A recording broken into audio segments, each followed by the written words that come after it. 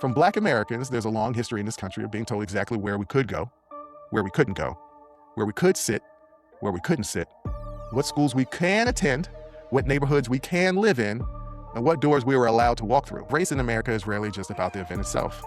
It's about the baggage we all bring to the event. Black people bring generations of experiences with discrimination, exclusion, and unequal treatment under the law. White people bring their own experiences, assumptions, fears, and beliefs. And before long, everybody is arguing about the history they carry instead of the facts sitting right in front of them. Unsolicited Perspectives Podcast. Episode clip. We don't know. All we have is witness testimony, and we're getting it secondhand. And we don't know if the witnesses have biases for the defense or prosecution.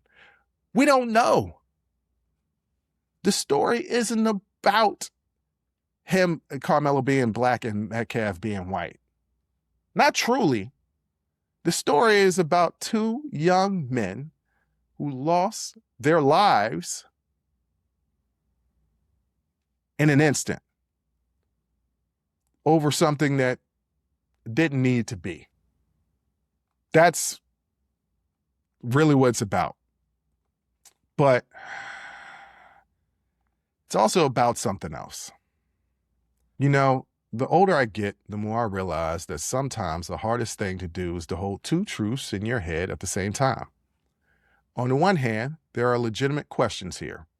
The all-white jury, the Bastion challenge, the long documented history of Black defendants being treated differently by the criminal justice system. Those conversations aren't made up. They aren't conspiracy theories.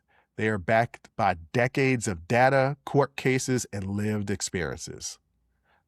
But, on the other hand, we can't let history become a shortcut that allows us to stop looking at the facts in front of us. And before I go any further, I think it's only fair that I acknowledge my own bias, because I have one. As a Black man, and once upon a time, as a young Black man, there's a part of me that naturally wants to take Karmelo's side. I've been in situations where I felt threatened. I've been in situations where I felt outnumbered. I've been in situations where I felt like I had to stand up for myself because nobody else was going to do it. I lived in Lynchburg, Virginia. I went to high school there. I got into a fight with a white kid who called me the N-word. So when I hear people say, why didn't he just leave? There's a part of me that immediately understands why somebody might say, nobody's going to tell me where I can and can't be. And that reaction doesn't come from nowhere. From Black Americans, there's a long history in this country of being told exactly where we could go, where we couldn't go, where we could sit, where we couldn't sit, what schools we can attend, what neighborhoods we can live in, and what doors we were allowed to walk through. Those days are gone, but the memory of them isn't. That experience gets passed down. And unless you've lived with that history, unless you've experienced that constant dehumanization that Black people have faced in this country, it can be difficult to understand why some of us instinctively react the way we do. But if I'm going to ask everybody else to examine their biases, I have to examine mine too.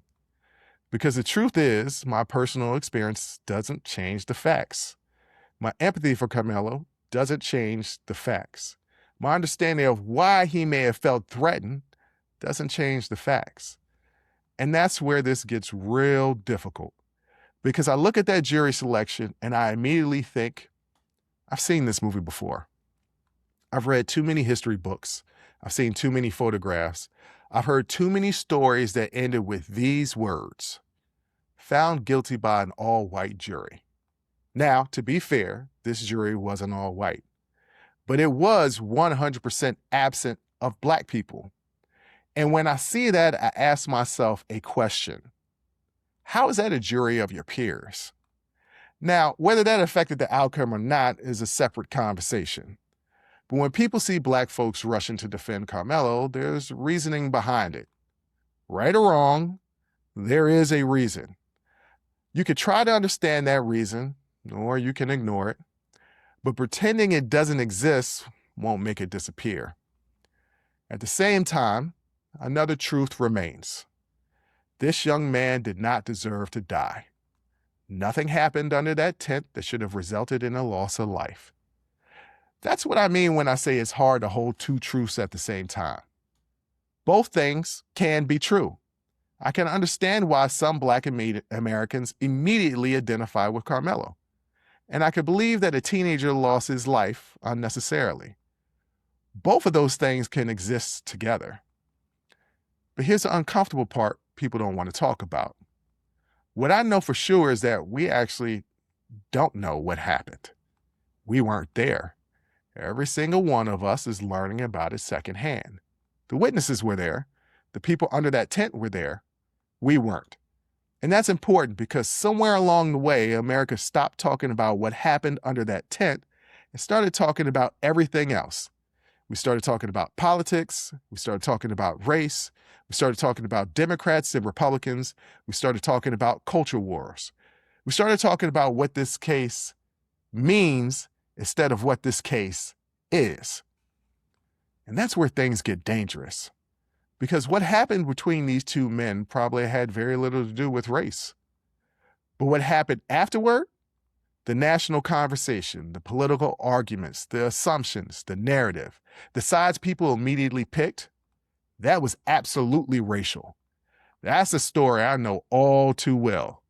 It's a story woven throughout the history of this country. It's a story that exists in the present. And unfortunately, it's probably a story that's going to exist in the future. Because race in America is rarely just about the event itself. It's about the baggage we all bring to the event. Black people bring generations of experiences with discrimination, exclusion, and unequal treatment under the law. White people bring their own experiences, assumptions, fears, and beliefs. And before long, everybody is arguing about the history they carry instead of the facts sitting right in front of them. The tragedy is that a young man is dead. The tragedy is another young man will spend a large portion of his life behind bars. The tragedy is two families are living a nightmare that can never be undone. Everything else came later. And maybe the most honest thing any of us can do is admit that we're all bringing our own experiences, our own fears, our own politics, and our own biases into this conversation. I know I am. The difference is whether we're willing to acknowledge it. Because once we stop doing that, we no longer search for the truth. We just recruit facts to join our side. And that's how real people become symbols. That's how tragedies become political props. That's how complicated human beings get reduced to hashtags and talking points. And that's how we end up learning absolutely nothing from the things that should teach us the most. Join the conversation and follow the Unsolicited Perspectives podcast on Apple, Spotify, or wherever you get your audio podcasts.